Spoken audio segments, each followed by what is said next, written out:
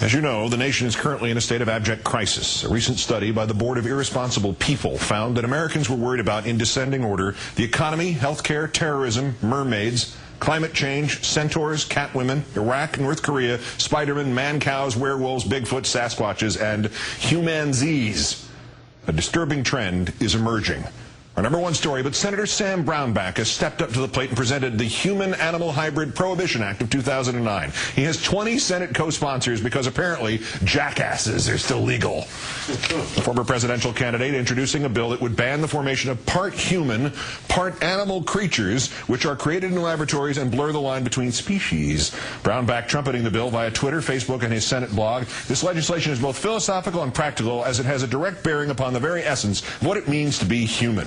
Creating human-animal hybrids, which permanently alter the genetic makeup of an organism, will challenge the very definition of what it means to be human and is a violation of human dignity and a grave injustice. Landro is joined by Senator John McCain, his sidekick Lindsey Graham, who appeared in camera just perfectly there, as well as Senators Ensign and Coburn. Senator Coburn, of course, apparently had time, as did Senator Ensign, to support this bill on their way back from FedEx.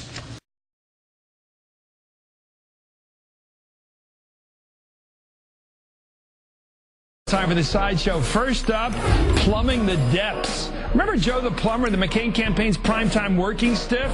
There you can see him up on the stage at a McCain campaign rally last October with the presidential candidate's daughter, Megan. Well, 9 months later, Megan's out there with a somewhat adversarial attitude toward the McCain campaign prop.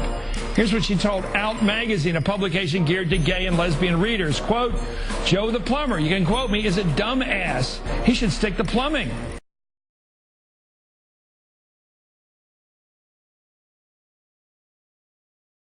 How's this for a quick turnaround? Urban Dictionary, which is hipper than Webster's, has already got an entry referencing Governor Sarah Palin's strange announcement last week that she's resigning. They're using the phrase, pulling a Palin.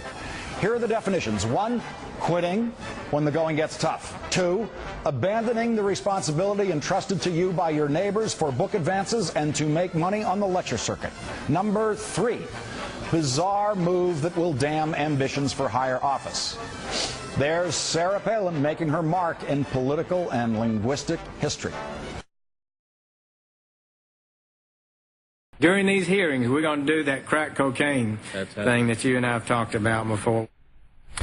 Hear only that portion of his remarks, and it makes you wonder exactly how Senator Sessions planned to unwind after the hearing was finished for the day. You know, same as if you heard or only heard the part of Judge Sotomayor's speech in which she said she hoped that a wise Latina woman would more often than not reach a better conclusion than a white male. But if you give Senator Sessions a chance to explain himself, what he really meant to say becomes obvious. We got to. Thank you, Senator. I appreciate it. I want to restate that. You might want to. Let me correct the record. Please rephrase it, Senator. Please rephrase. I misspoke. No, quite all right. We're going to reduce the burden of penalties in some of the crack cocaine cases and make them fair. 4 days summed up by that one soundbite. 4 days in which Republican senators have been fixated on lines taken out of context from speeches by Judge Sotomayor because they can't find anything wrong with her judicial record.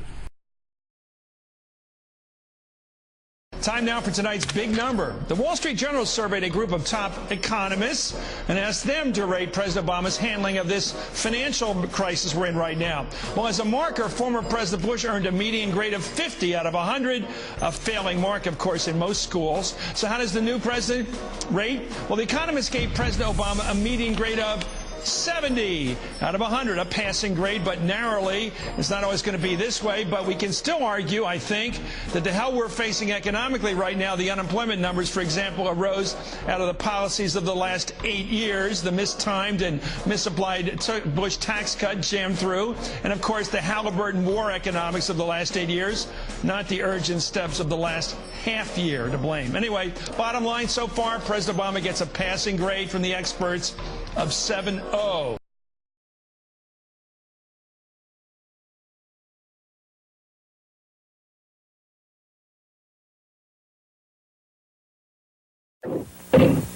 Oh, son of a gun.